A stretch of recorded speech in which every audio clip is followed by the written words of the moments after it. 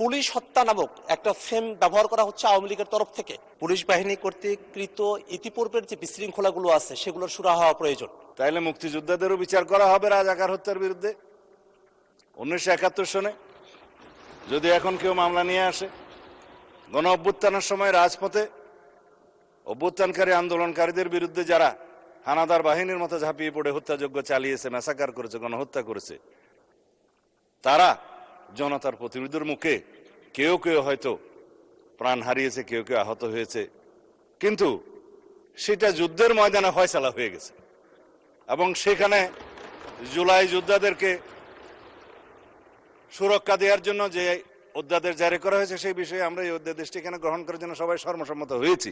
রংপুর 4 আসন থেকে নির্বাচিত মাননীয় সংসদ সদস্য জনাব আক্তার হোসেন, আমরা একটু উইথ কাইন্ড রিমাইন্ডার, সম্পূরক প্রশ্নটা হচ্ছে মূল প্রশ্নের সাপ্লিমেন্ট করা, আমরা যেন মূল প্রশ্নের সাথে থেকে সম্পূরক প্রশ্নটা করি, ডিফারেন্ট কোয়েশ্চেন না। Thank you. মাননীয় স্পিকার, পুলিশ বাহিনীকে সুশৃঙ্খল বাহিনী হিসেবে গড়তে হলে পুলিশ বাহিনী কর্তৃক কৃত ইতিপূর্বের যে বিশৃঙ্খলাগুলো আছে সেগুলোর সুরাহা হওয়া প্রয়োজন। সেক্ষেত্রে গত 16 বছর ধরে পুলিশ বাহিনীর ভিতর থেকে, অর্থাৎ আইন অমান্য করে পুলিশ যা কিছু করেছে, বিশেষত জুলাইতে পুলিশেরা, তাদের বাহিনীর অনেকেই আছেন যারা খুবই স্বপ্রণোদিত হয়ে নানা ধরনের হত্যাযজ্ঞে তারা অংশগ্রহণ করেছেন, মানুষের উপর নির্যাতন নিপীড়ন করেছেন। সেই বিষয়গুলোতে বিচার বিভাগীয় তদন্ত, বিচার বিভাগের কার্যক্রমের বাইরে এসে স্বরাষ্ট্র মন্ত্রণালয় তার ডিপার্টমেন্টাল কোনো পদক্ষেপ গ্রহণ করবে কিনা, এবং এই মুহূর্তে পুলিশ হত্যা নামক একটা ফ্রেম ব্যবহার করা হচ্ছে আওয়ামী লীগের তরফ থেকে আগস্টের এই ঘটনা প্রবাহের ভিত্তিতে।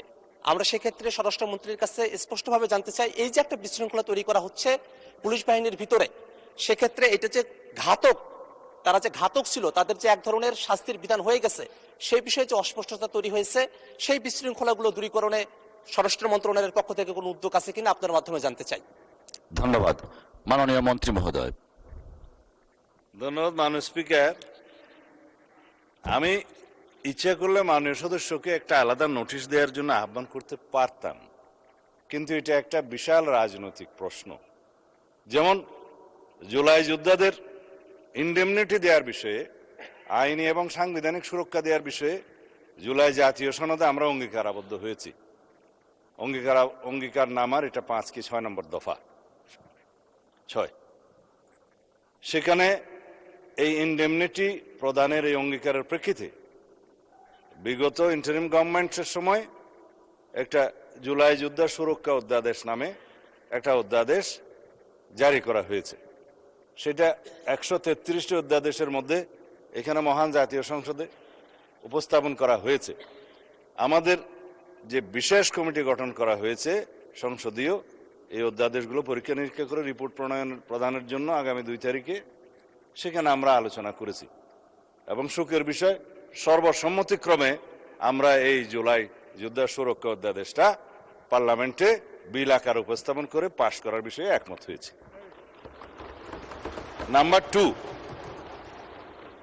যে সমস্ত বিষয়ে আওয়ামী ফ্যাসিবাদী গোষ্ঠী বিভিন্ন ফেসবুক সহ সোশ্যাল মিডিয়াতে দাবি করছে যে এই সমস্ত হত্যাকাণ্ডের বিচার করা হবে কিনা, এবং তারা বিভিন্ন দাবি করছে, আমি সেই বিষয়েও আরেকটি অনুষ্ঠানে বলেছিলাম, তাইলে মুক্তিযোদ্ধাদেরও বিচার করা হবে রাজাকার হত্যার বিরুদ্ধে 1971 সনে।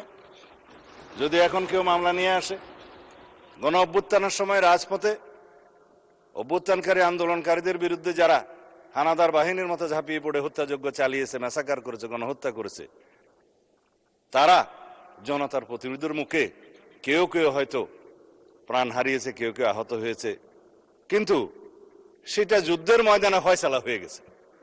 এবং সেখানে জুলাই যোদ্ধাদেরকে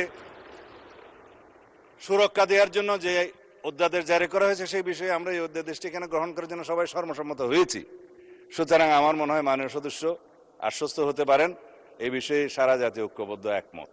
আর অন্যান্য বিষয়গুলো আপনারা যে স্পেসিফিক উল্লেখ করেছেন, পুলিশের বিভিন্ন হত্যাকাণ্ড সম্পর্কে স্পেসিফিক মামলা দায়ের করা হয়েছে, কিছু মামলা আইসিটি কোর্টে হয়েছে, কিছু মামলা সাধারণ আইনে প্যানাল কোডের আন্ডারে বিভিন্ন মামলা আদালতে আছে, সেগুলো ইনভেস্টিগেশন হচ্ছে, কিছু কিছু বিষয়ে চার্জশিটেড হয়েছে, এবং ফ্যাসিস্ট শেখ হাসিনার বিরুদ্ধে 2-1টা মামলা এবং তার সহযোগী স্বরাষ্ট্রমন্ত্রী সহ কয়েকজনের বিরুদ্ধে 2-1টা মামলা রায়ও ঘোষিত হয়েছে। এবং সেই রায়গুলো সারা জাতি টেলিভিশনের মাধ্যমে একদম লাইভ টেলিকাস্ট করা হয়েছে, আপনারা দেখেছেন।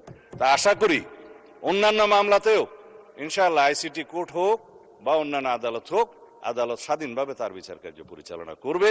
সেখানে আমরা কোনো ইন্টারফেয়ার করব না, করতে চাই না। এটাই বর্তমান সুশাসনের, আইনের শাসনের ব্যবস্থা আমরা কায়েম করতে চাই।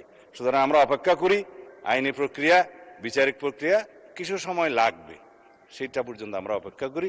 ইনশাআল্লাহ এদেশে সকল গুম, খুন, হত্যাকাণ্ড এবং গণহত্যার বিচার হবেই। ধন্যবাদ।